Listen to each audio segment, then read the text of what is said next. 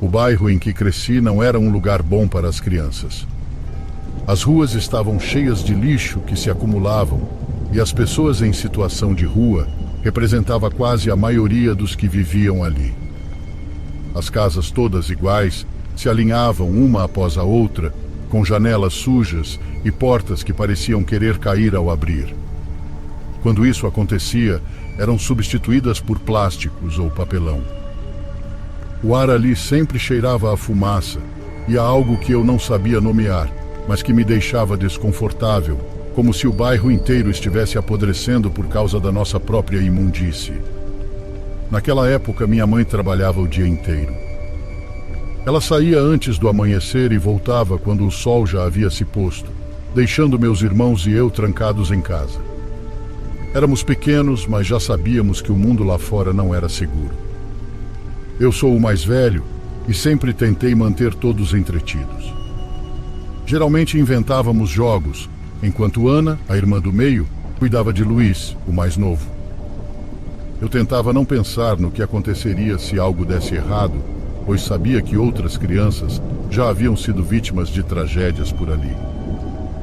Eu sabia disso, mesmo sem ir à escola. Suponho que éramos espertos.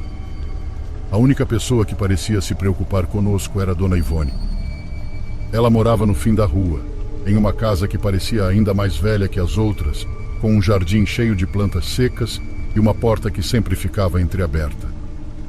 Ali, um cão preto imenso e sinistro espiava para fora, sempre preso por uma corrente.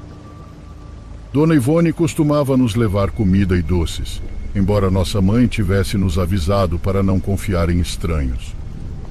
Eu deixava isso rolar porque Dona Ivone parecia inofensiva. Ela tinha um sorriso doce e uma voz suave que nos acalmava quando estávamos assustados. Ou pelo menos era o que pensávamos. Uma tarde, enquanto brincávamos na sala, ouvimos uma batida na porta. Era Dona Ivone, trazendo uma sacola cheia de pão recém-assado. Ele sempre foi mais tímido e não gostava muito de conversar com pessoas mais velhas. Dona Ivone insistiu, e quando Luiz continuou resistindo, algo mudou em seu rosto. O sorriso desapareceu e seus olhos tornaram-se frios. Venha, menino.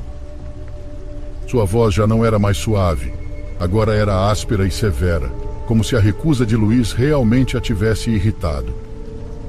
Antes que pudéssemos reagir, ela agarrou Luiz com uma força que parecia impossível para uma senhora daquela idade. Ela o colocou em um velho carrinho que trouxera consigo, onde carregava sacos de lixo. Em seguida, começou a empurrá-lo em direção ao terreno baldio no fim da vizinhança. Luiz gritou, mas Ivone o silenciou com tapas. Fiquei tremendo de medo ao ver aquela velha levando meu irmão à força. Ana e eu corremos atrás deles, sem saber exatamente o que faríamos, mas com a certeza de que tínhamos que pegá-lo. Nas ruas só havia bêbados e drogados, que nem sequer compreendiam nossos gritos. Ninguém quis nos ajudar.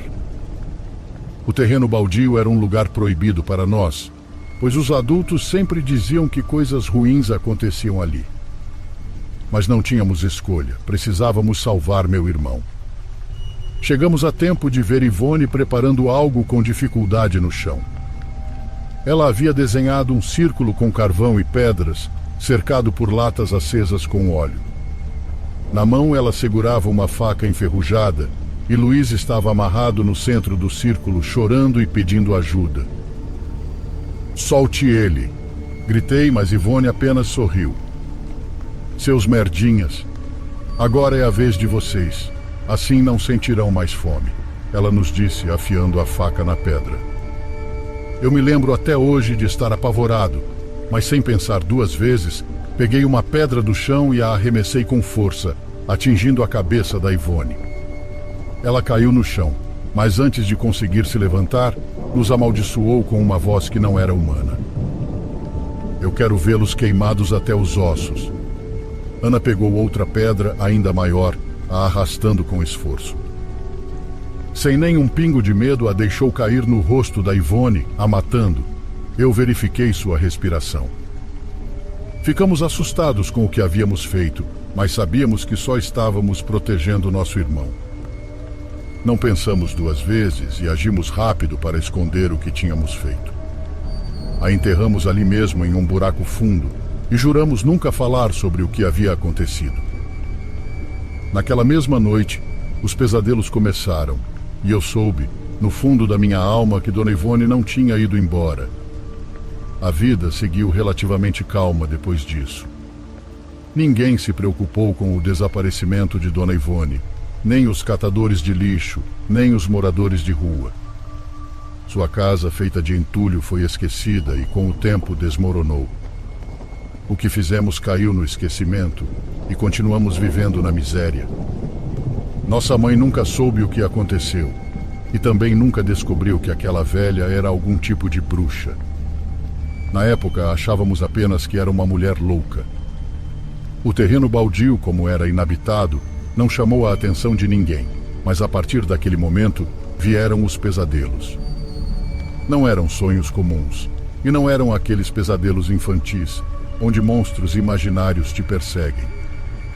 Esses eram diferentes, eram muito mais reais. Nos meus sonhos, Dona Ivone emergia da terra com seu corpo retorcido e coberto de barro vermelho. Seus olhos brilhavam com uma luz que não era deste mundo, e suas mãos longas e ossudas se estendiam em minha direção. Fora isso, às vezes ouvia sua voz sussurrando que eu morreria queimado. Eu sempre acordava gritando, com o coração batendo tão forte que parecia prestes a explodir. Mas o pior não era o sonho em si, era o que vinha depois. Eu via coisas se movendo nos cantos da casa. Ana ouvia gritos no meio da noite e sentia toques estranhos em sua pele. Ela escutava vozes dizendo coisas que ela não queria repetir. Luiz, o mais novo, parou de falar completamente. Ele se trancava em sua casinha de colchão velho, cercado por brinquedos quebrados e outros que roubava dos quintais. Recusava-se a sair como se algo o esperasse lá do lado de fora. Nossa mãe, exausta pelo trabalho, não entendia o que estava acontecendo. Ela achava que estávamos apenas com medo de histórias que inventamos. Mas eu sabia que não era assim. Ivone nos havia amaldiçoado e sua presença, embora não vêssemos, estava em todos os lugares. No ar que respirávamos, nas sombras que se moviam quando ninguém estava olhando e, acima de tudo, no silêncio da noite, pois era nele que podíamos ouvir sua risada. Uma tarde, minha mãe chegou mais cedo do que o habitual. Ela reuniu todos nós na sala e disse que não podíamos continuar vivendo assim, que nos separaríamos por um tempo, até que as coisas se acalmassem. Embora ela não soubesse a razão dos fenômenos, imaginava que era por conta do ambiente hostil em que vivíamos, mas nunca havíamos contado nada para ela. Eu iria morar com um tio em outra cidade, Ana seria enviada para a casa de uma comadre e Luiz ficaria com minha mãe, por ser o mais novo.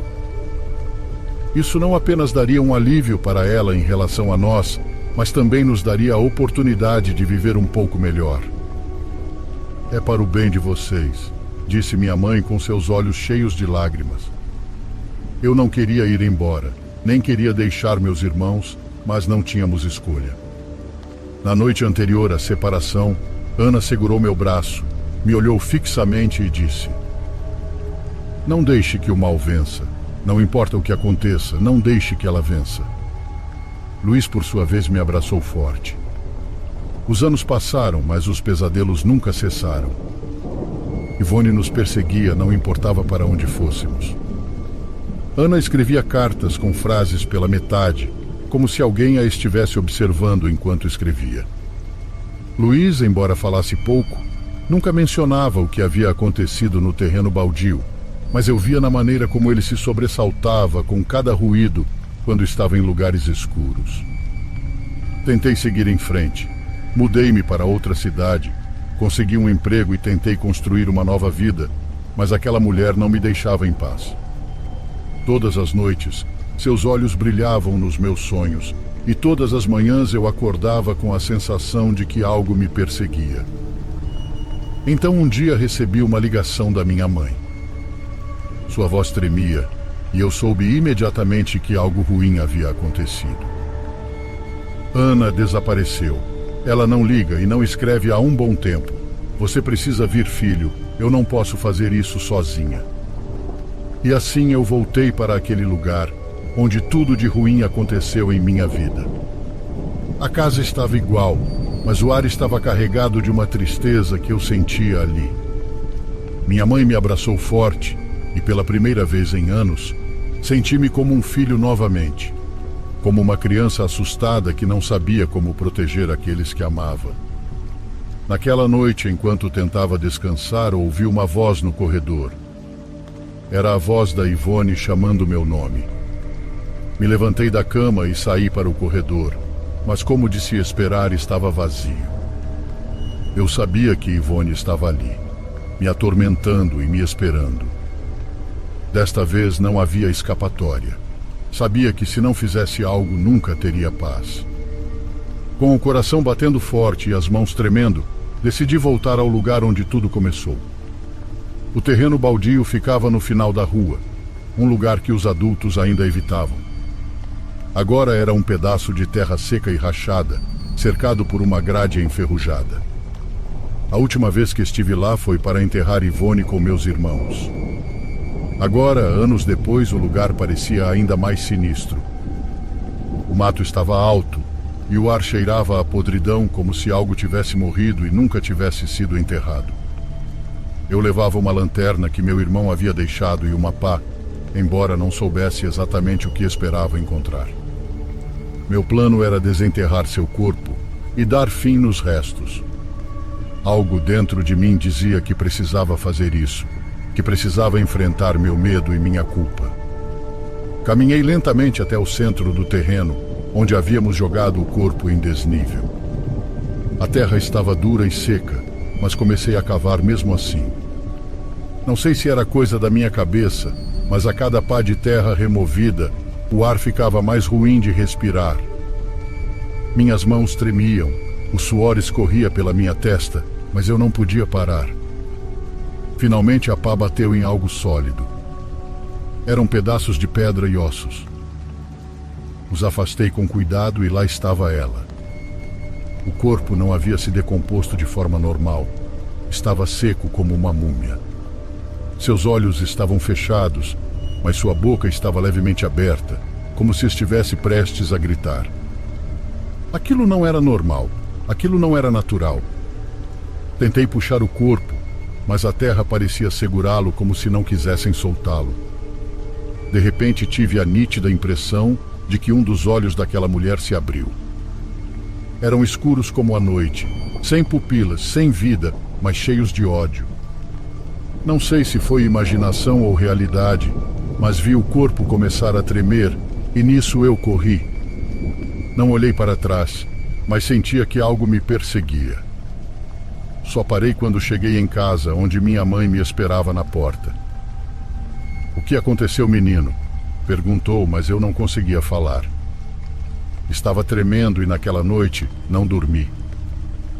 Fiquei acordado, sentindo a presença de Ivone em cada espaço do meu quarto. Eu sabia que não podia ficar mais ali e precisava levar minha mãe comigo. Ao amanhecer, montamos uma bolsa e fomos procurar Ana. Após encontrá-la em situação deplorável embaixo da ponte da minha cidade, foi então que decidi contar tudo à minha mãe.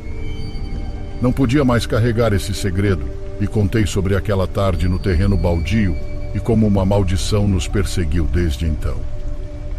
Minha mãe ouviu tudo em silêncio e lágrimas nos olhos. Quando terminei, ela me abraçou e disse: "Não foi culpa de vocês. Vocês eram apenas crianças. Era meu dever estar com vocês." Ela me abençoou naquela noite com suas palavras cheias de amor e perdão, mas eu sabia que isso não seria suficiente. Hoje, apesar da distância, sei que ela nunca nos deixou e os pesadelos continuam. Quando fecho os olhos, vejo o esqueleto que deixei a céu aberto emergir da terra e vir atrás de mim. Sei que os restos mortais dela foram levados pelas autoridades mas meus irmãos e eu ainda carregamos o acontecido em nossas mentes. A maldição da Dona Ivone ainda me persegue como no primeiro dia, e já tentei de tudo para me livrar dela.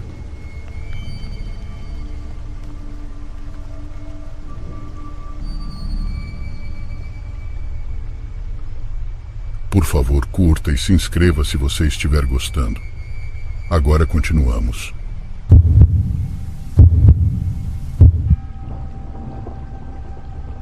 Há mais anos que consigo lembrar, eu costumava frequentar uma cafeteria localizada em um bairro antigo da minha cidade. Não é um lugar grande, tampouco tem luxos ou aquelas coisas que colocam nos cafés modernos para deixá-los bonitos. Lá, pelo que sei, ainda só servem café preto e algumas poucas opções para acompanhá-lo. Tudo é simples, sem enfeites ou luzes chamativas.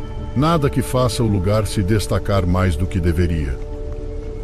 As mesas são de madeira, um pouco gastas pelo tempo, e as cadeiras rangem um pouco quando alguém se senta. Mas ninguém parece se incomodar com isso. Faz parte do charme do local. O café é forte, daqueles que despertam com um único gole. Não é um café qualquer. Tem um sabor que fica na boca por um tempo, como se houvesse algo a mais que o tornasse especial. A dona do lugar se chama Estela, uma mulher que fala pouco, atende os clientes com poucas palavras e segue com seu trabalho.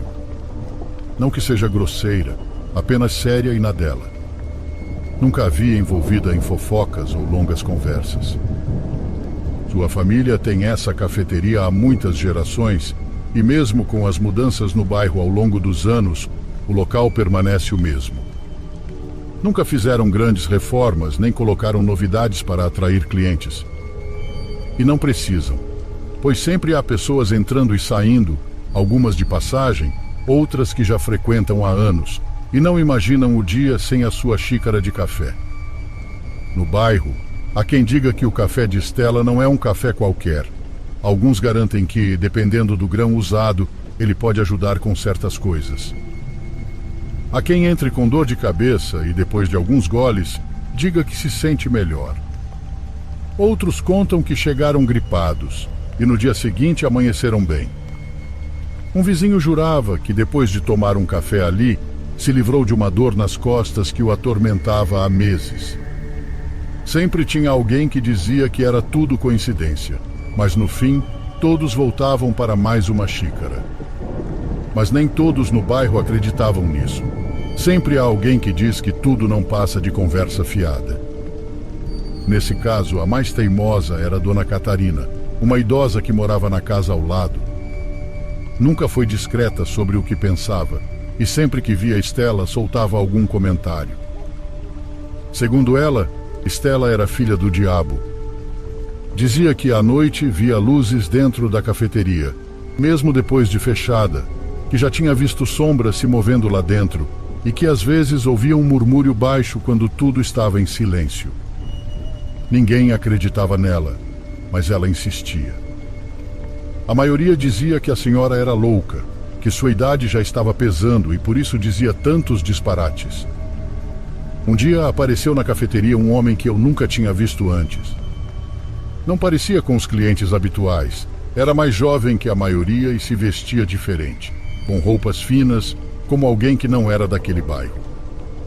Desde que atravessou a porta, Estela o olhou de um jeito estranho. Não disse nada nem fez gestos, mas parecia que sua presença a incomodava. O homem pediu um café e sentou-se em uma mesa próxima ao balcão.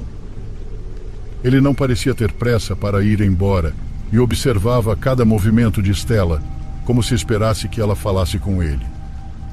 Ele não demorou muito para se apresentar.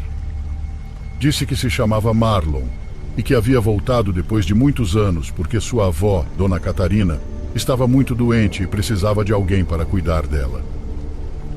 Muitos se surpreenderam ao ouvir seu nome, pois fazia tempo que ninguém sabia nada dele. Dona Catarina sempre falava do neto, mas nunca dizia onde ele estava ou por que nunca a visitava. Agora que havia retornado, dava a impressão de que o fazia mais por obrigação do que por afeto. Mas o que mais chamou a atenção foi que, em vez de cuidar da avó, ele passava o dia inteiro na cafeteria. Marlon não ia lá pelo café, e sim por Stella. Estava claro que queria chamar sua atenção, mas ela não lhe dava bola. Às vezes respondia com o mínimo possível, outras nem sequer olhava para ele. Com o tempo, ele deixou de ser apenas um cliente que perguntava sobre o café e tornou-se insistente. Já não se contentava em apenas observar Stella de sua mesa, agora buscava qualquer pretexto para falar com ela. Até que um dia, diante de vários clientes, disse algo que fez todos ficarem em silêncio. Ele afirmou que estava disposto a fazer qualquer coisa para que Stella lhe desse uma chance, que não importava o que fosse preciso, ele estava pronto para provar que falava sério. Stella parou o que estava fazendo, ergueu os olhos e o encarou por alguns segundos. Ela disse que se ele realmente queria demonstrar que era capaz de qualquer coisa, deveria ir até a Serra do Bugio e trazer um café especial. Não era um café comum, daqueles vendidos em mercados. Chamava-se Café do Esquecimento e, segundo ela, só era produzido em uma comunidade onde os moradores não deixavam qualquer um entrar. O mais difícil não era chegar lá, mas convencer os locais a cederem o café. Não havia outro meio de consegui-lo. Achei que aquilo não passaria de palavras, e que Stella dizia isso apenas para que ele a deixasse em paz. Afinal, quem iria até a serra apenas por um café que nem se sabia se existia? Eu pensei que no dia seguinte, ele voltaria à cafeteria como sempre, buscando outra forma de insistir. Mas não foi assim. Disse que se Stella lhe desse um desafio, ele o cumpriria, que não era homem de desistir e que não importava quanto tempo levasse, ele voltaria com o café em mãos. Alguns riram, outros acharam que ele estava brincando, mas na manhã seguinte ninguém mais o viu. Ele se foi. Passaram-se mais de 2 semanas e sua avó faleceu por morte pulmonar. Outras 2 semanas se passaram, até que certa manhã algo estranho aconteceu. Antes mesmo de Stella abrir a cafeteria, um idoso apareceu na porta carregando uma caixa de madeira preta nos braços. Não bateu, não chamou e não disse nada. Apenas ficou ali esperando com os olhos fixos na porta. Quando Stella saiu e o viu, parou por um momento. Não perguntou nada, apenas assentiu com a cabeça. Fez um gesto para que ele entrasse e fechou a porta atrás dele. Eu estava por perto, vendo tudo da rua enquanto lia meu jornal. Não sei porquê, mas aquilo me deu uma sensação estranha. Não sei quanto tempo se passou, mas depois a porta se abriu de novo. O velho saiu, mas já não carregava a caixa. Quando a cafeteria reabriu, tudo parecia igual. As pessoas entraram como sempre, pediram suas bebidas e sentaram-se às mesas. Mas havia algo novo, um café que antes não estava no cardápio. Não era apenas mais escuro, ele tinha um aroma único. As pessoas o cheiravam e ficavam em silêncio por um momento. Eu não provei, mas vi quando começaram a pedi-lo. No primeiro gole tinham uma reação estranha, mas depois bebiam normalmente. Não diziam nada, mas seus olhos entregavam algo, como se estivessem revivendo o momento mais feliz de suas vidas. Dia após dia, mais gente o pedia. E Stella nunca disse de onde veio esse café. A essa altura, acho que já sabem onde quero chegar. Pois é, ninguém sabe exatamente o que aconteceu com Marlon, mas eu tenho uma ideia. Acho que ele está morto, e acho que alguma parte de seus restos foi usado para preparar esse café. Não quero saber se estou certo, mas estou quase certo de que estou.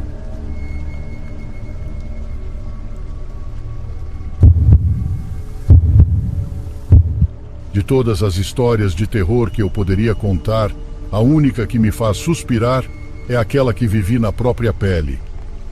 Acho que minha inocência não me deixou perceber o que eu tinha diante dos meus olhos, e como eu era muito incrédulo sobre o que os outros me diziam, permaneci cético em relação ao tema do paranormal. Sou o Leonardo Rivera e esta é minha história. Eu tinha 13 anos quando aconteceu. Eu morava em uma cidade do interior do Mato Grosso e passava muito tempo visitando a fazenda do meu avô. Ia de bicicleta quase todos os dias com meus amigos, porque gostávamos de brincar lá e ver todos aqueles animais. De vez em quando jantávamos lá e tudo mais. Na volta, sempre tínhamos que passar pelo cemitério, que não ficava dentro da cidade, mas nos arredores, perto das fazendas e do mato. Naquela época, eu não tinha medo de voltar sozinho, nem mesmo à noite. Não porque me considerava corajoso, mas porque nunca tinha visto nada. Até que numa ocasião eu voltava para casa quando a lua estava cheia e gigante. Ao passar pelo cemitério, vi uma senhora na entrada que, ao me ver, se aproximou e me fez frear, pois parecia querer algo. Com um sorriso lindo, disse que já havia me visto andando de bicicleta com meus amigos e achava incrível. Retribuí a simpatia e depois continuei meu caminho como se nada tivesse acontecido. Quando contei para os meus amigos, um deles me disse, brincando, que essa devia ser a bruxa que vivia no cemitério. Poucos a tinham visto, mas diziam que ela fazia muitas maldades com aqueles de quem não gostava. Os outros caíram na risada porque parecia uma história inventada. Eu disse que ninguém acreditava naquilo e que ele deveria parar de falar bobagens. 2 dias depois, novamente voltava tarde da fazenda do meu avô e desta vez, aquela senhora estava parada no meio do caminho. Ficou claro que esperava que eu parasse para ouvi-la novamente. Eu parei e, quase sussurrando, ela me disse para não dar ouvidos ao meu amigo, que ela não era perigosa para mim e que gostava muito de mim, ao contrário dele. Naquele momento, toda a minha tranquilidade sumiu. Ela não tinha como saber da conversa que tive com meus amigos. Eu não tive coragem de perguntar como ela sabia disso. Apenas assenti com a cabeça e fui embora o mais rápido possível. Novamente contei a eles sobre ela, mas o clima ficou mais sério. Aquele que havia me alertado zombou da situação, dizendo que aquela bruxa era uma louca e que ela não teria coragem de fazer nada contra ele.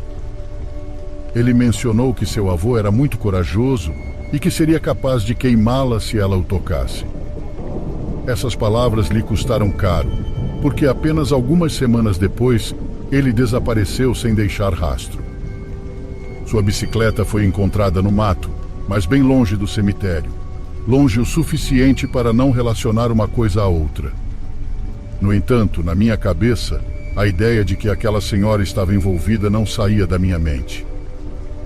Então fui até a fazenda do meu avô e, de propósito, voltei tarde para ver se a encontrava no caminho. E assim aconteceu. Ela me esperava com um sorriso e, quando parei ao seu lado, não hesitou em nada. Ela mesma me disse que aquele meu amigo não falaria mais sobre ela, pois ela havia se livrado dele.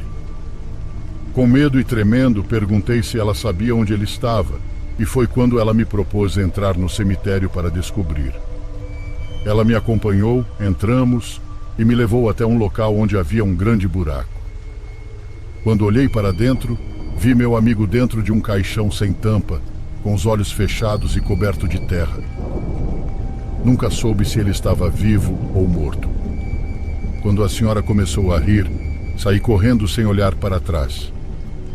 Subi na bicicleta e pedalei até estourar a corrente. Ao chegar à cidade, avisei minha família, que imediatamente avisou a família do meu amigo. Mais de 20 pessoas foram até o cemitério para procurá-lo, mas não encontraram nada. Nem a senhora, nem o buraco. No entanto, não me tomaram como louco, porque encontraram a tampa do caixão, exatamente como eu havia descrito. Eles cavaram na área que indiquei, mas meu amigo não estava lá, nem em lugar nenhum. Nunca mais o vi, nem a suposta bruxa. E digo suposta porque facilmente ela poderia ser outra coisa. A partir desse dia, comecei a acreditar em todas essas coisas e nunca mais voltei tarde da fazenda do meu avô. Pelo menos não sozinho.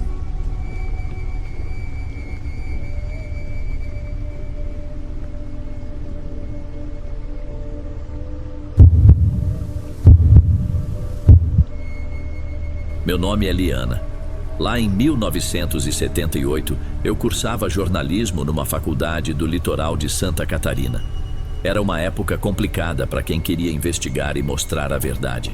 A gente vivia sob um regime que controlava de perto todo mundo que ousava questionar o que diziam ser oficial. Jornais sofriam censura e jornalistas corriam riscos se mexessem em assuntos vistos como subversivos. Mesmo assim, eu vinha de uma família onde se contavam histórias de perseguição e injustiças, parentes e amigos que sumiram de repente. Aquilo me deixava indignada, com vontade de descobrir segredos que poderiam mudar muita coisa. Eu não fazia ideia de que minhas investigações me levariam a um antigo hospital psiquiátrico abandonado, numa região remota do litoral catarinense. O que encontrei lá me assombra até hoje. Tudo começou meio de leve. Eu estava pesquisando locais que durante a década de 1970 tinham sido encerrados sem explicação.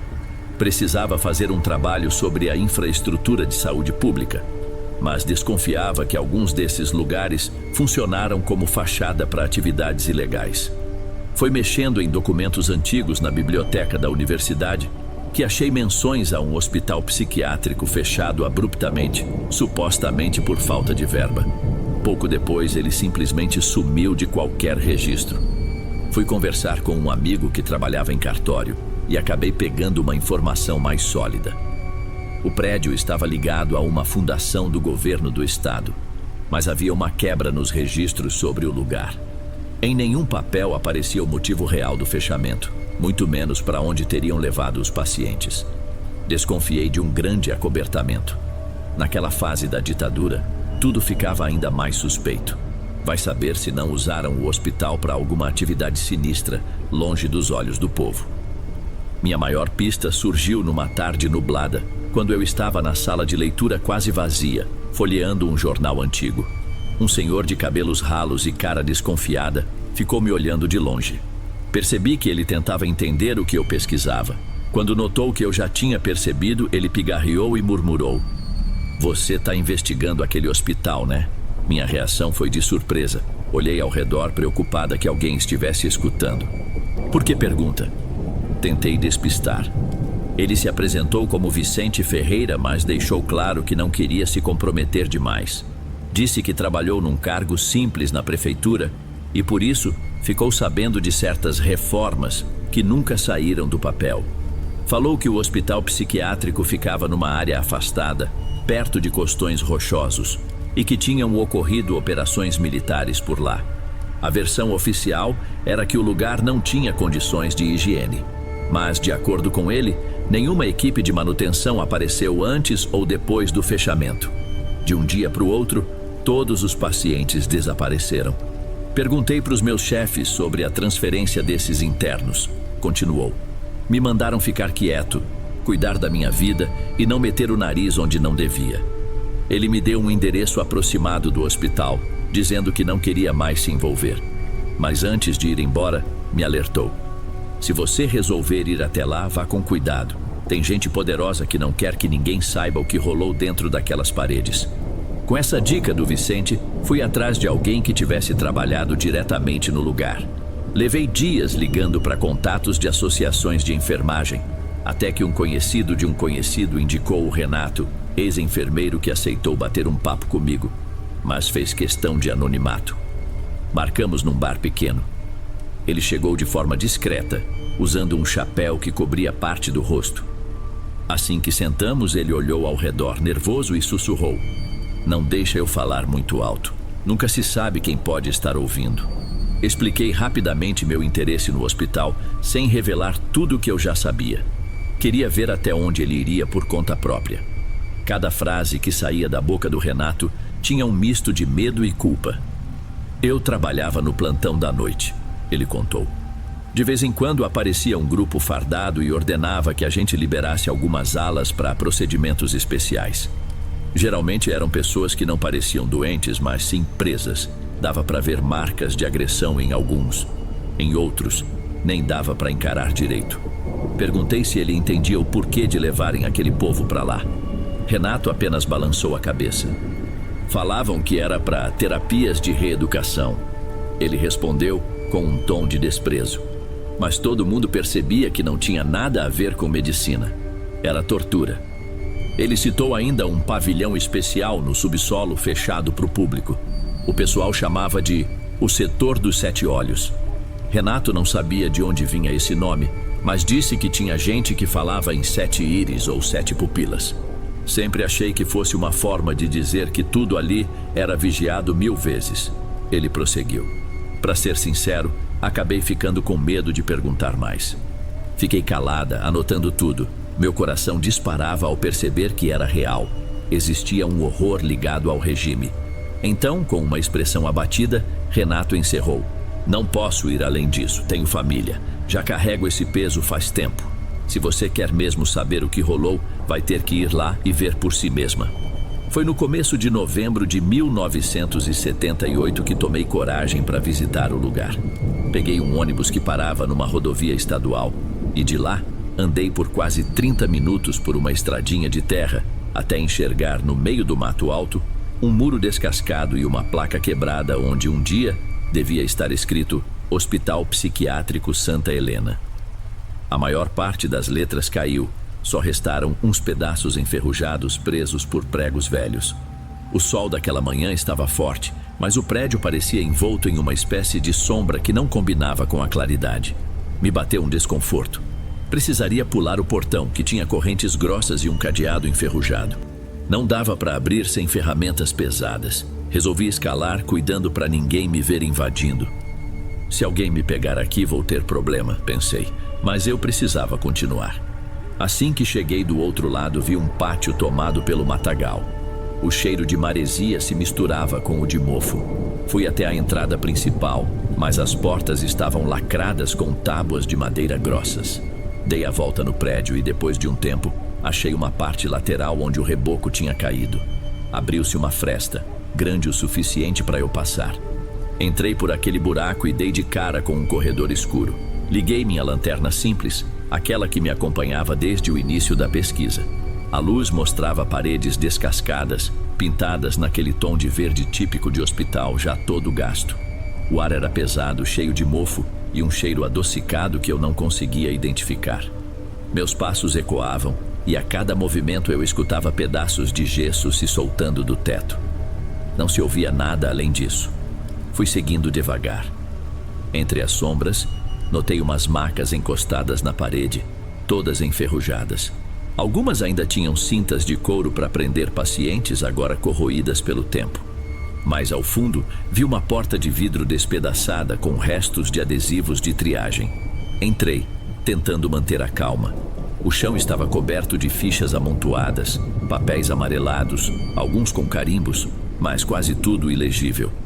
Consegui ler algumas expressões como incidentes de contenção, pacientes agressivos e ordens de isolamento. Ninguém falava claramente em tortura, mas bastava ligar os pontos. A bagunça ali dava a impressão de que saíram às pressas, largando documentos e equipamentos para trás. Continuei explorando os corredores paralelos, com a lanterna tremendo na minha mão. O cenário ficava cada vez mais assustador. Cadeiras de rodas jogadas, seringas enferrujadas, gaze espalhada. Passei por uma ala com janelas gradeadas e reparei num pátio interno do outro lado. Tinha umas estátuas de concreto cobertas pela vegetação, talvez fossem fontes ou bancos. O abandono deixava tudo com aspecto triste.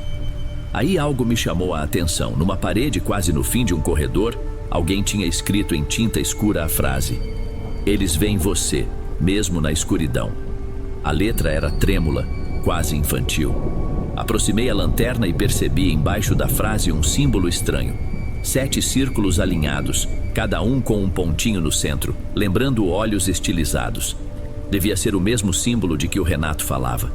Me deu um aperto no estômago, como se eu estivesse invadindo um território proibido e cheio de maldade. Mais pra frente encontrei uma escada que descia.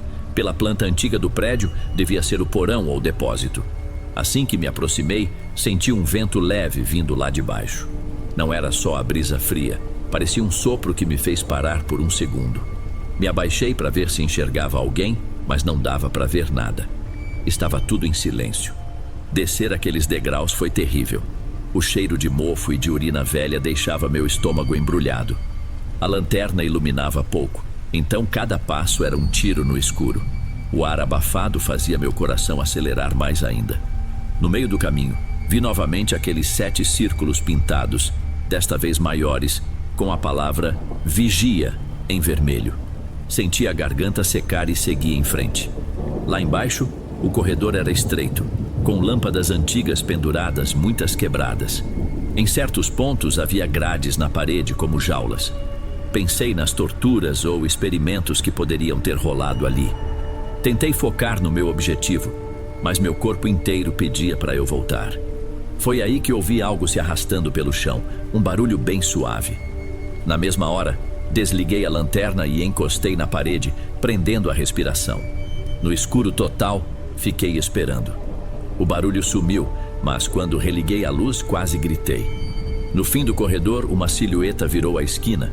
Parecia um homem magro, meio curvado, arrastando os pés. Tinha cabelos desgrenhados e roupas largas, como um uniforme de paciente já gasto. Poderia ser alguém que morava ali, um sem-teto, ou alguém que nunca saiu. Minha cabeça virou um turbilhão. Controlei o medo e fui atrás devagar, mas, quando cheguei na esquina, não encontrei nada além de portas de ferro enferrujadas, algumas abertas, outras trancadas com correntes. A impressão de que tinha alguém olhando cada passo meu era forte demais. Segui adiante, lanterna na mão. Vi uma plaquinha acima de uma porta de metal amassada, escrita Arquivo Confidencial. Meu coração disparou. Lá dentro podia ter registros cruciais. Tentei abrir, mas estava trancada. Então achei uma barra de ferro jogada no meio dos entulhos e usei toda a minha força para arrombar. Depois de alguns minutos, a fechadura quebrou num estalo que ecoou. A sala era pequena, com armários de metal e uma mesa tombada. Papéis e fotos espalhados pelo chão, tudo coberto de poeira. Fui iluminando cada canto com a lanterna. Tinha uma prateleira caída, cheia de pastas empilhadas. Tirei a poeira de algumas e li os rótulos. Relatório experimental, pacientes em observação, projeto Olhos. Quase soltei um grito de vitória. Eu tinha achado provas de que aquele hospital fazia parte de algo bem maior. Abri a primeira pasta e vi fichas digitadas à máquina, todas com siglas estranhas. Indivíduo C19, transferido em 18 de agosto de 1977. Diagnóstico: insubordinação. Terapia: condução intensiva, isolamento e estímulo aversivo. Em outra, indivíduo R04, detentor de ideais subversivos. Aumentar sessões de eletrochoque para induzir retração comportamental. Meu estômago revirou. Isso não é medicina, sussurrei. É tortura mascarada de tratamento. Continuei folheando. Algumas páginas falavam de experimentos com substâncias químicas, hipnose, lavagem cerebral. Todas mencionavam o tal 7 olhos. Parecia um espaço específico no subsolo, onde faziam procedimentos especiais. Falavam em transcender a vontade dos pacientes, como se quisessem transformá-los em marionetes a serviço do regime. De repente, escutei passos firmes no corredor. Desliguei a lanterna na hora. Tinha chegado o que eu mais temia. Alguém andava por lá. Senti o suor escorrer pelas costas e prendi o ar. Os passos pararam. Em seguida, ouvi um rangido, como se abrissem lentamente uma porta perto. Não vi nada, mas fiquei imóvel, com medo de ligar a luz e ser denunciada. Esperei um tempo que pareceu uma eternidade, até que o silêncio voltou. Antes de ir embora, peguei as pastas que pareciam mais graves, algumas fotos de militares e médicos ao lado de pessoas claramente dopadas, e enfiei tudo na mochila. Precisava sair dali, mas, ao mesmo tempo, eu queria achar mais evidências. O instinto de jornalista insistia em me fazer seguir. Saindo daquela sala, achei um corredor lateral com uma porta cheia daqueles símbolos dos 7 círculos, pintados em preto e vermelho. Na parede ao lado, alguém tinha escrito: "O pavilhão vigia a todos." Tentei abrir. Estava só encostada. O barulho metálico ecoou. Entrei num espaço com pouca luz, vinda de algumas frestas no teto. No centro, tinha cadeiras presas ao chão, com suportes para braços e pernas. Num canto, um painel de controle com alavancas e fios que pareciam de um aparelho antigo de eletrochoque. A atmosfera ali era ainda mais pesada. Fui em direção a outra porta que deixava passar um pouco de claridade. Empurrei devagar e dei num espaço menor, de paredes acolchoadas em tom bege, cheias de rabiscos quase apagados. Chegando mais perto com a lanterna, vi que muitos deles eram arranhões, como se alguém tivesse tentado cavar a parede com as unhas. Num canto, aquele símbolo dos 7 olhos aparecia de novo, agora com riscos que lembravam lágrimas. Fiquei tonta, como se as paredes estivessem se fechando ao meu redor. O coração parecia querer saltar pela boca. Respirei fundo e voltei para o salão principal. Então trombei quase literalmente com alguém parado bem na minha frente. Apontei a lanterna e vi a mesma pessoa magra de antes. Ele tinha olhos arregalados, cabelos sujos, e ergueu as mãos para mim, sem dar para saber se pedia ajuda ou se queria que eu me afastasse. Por favor, comecei a falar, mas ele me cortou num sussurro rouco. Não olha muito, os olhos, se olhar eles te enxergam por dentro. Fiquei imóvel, a boca seca, mas tentei manter a calma. Quem é você? Você ficou internado aqui? O homem desviou o olhar e murmurou algo que não entendi. Tentei chegar mais perto, mas ele recuou e apontou para a porta por onde eu tinha passado. Não entra mais, ali é onde eles fazem a cabeça das pessoas sangrar por dentro. Engoli em seco. Talvez ele fosse alguém largado ali, esquecido. Ele se virou e começou a se afastar, arrastando os pés, o som reverberando pelas paredes. Espera! Chamei, mas ele não parou. Sumiu na escuridão. Naquele momento vi que eu não podia continuar ali. Não sabia quantos ainda andavam pelos corredores, se eram militares, seguranças ou outros abandonados. Com a mochila cheia de documentos, resolvi dar o fora. Voltei correndo para o lugar da escada. Cada degrau fazia meu coração saltar, com medo de encontrar alguém no andar de cima. Quando cheguei ao térreo, atravessei os corredores sem parar, guiada pela lembrança da lateral por onde entrei.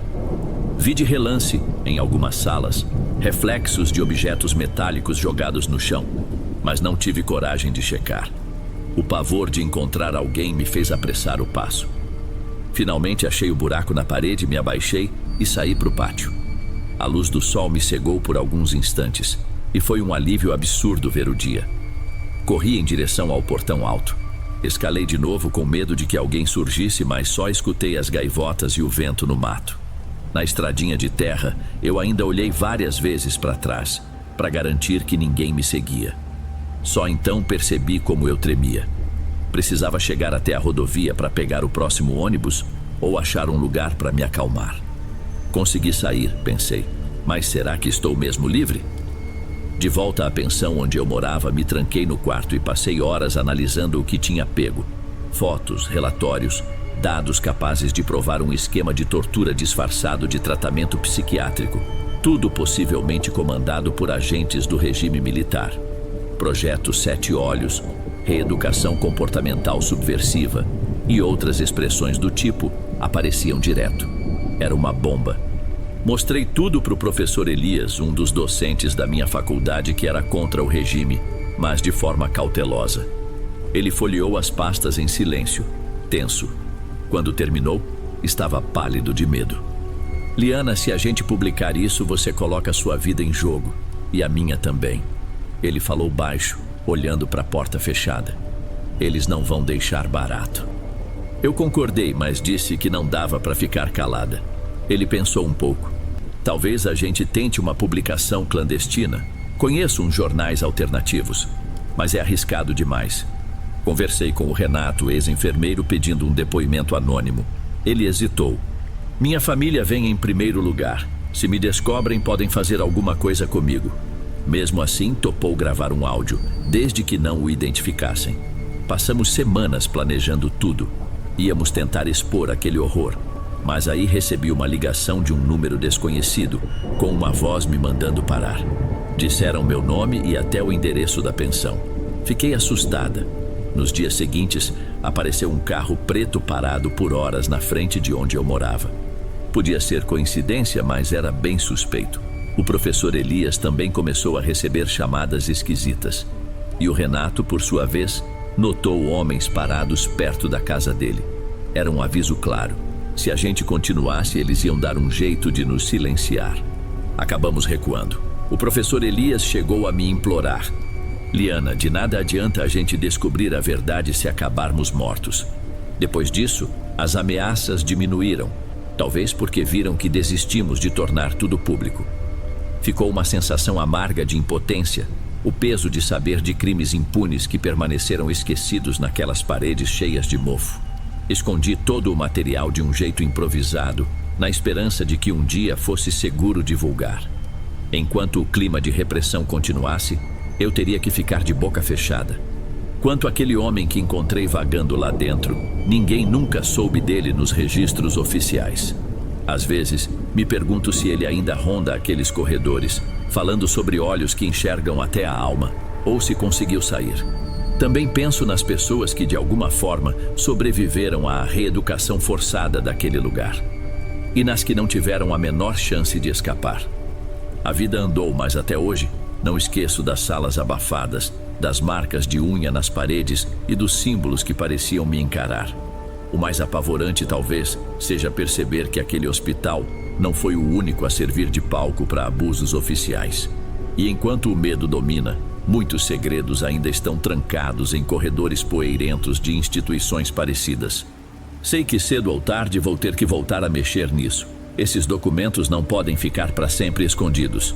O hospital e tudo que vi lá dentro pedem por justiça. Só preciso esperar a hora certa ou encontrar gente disposta a encarar a briga.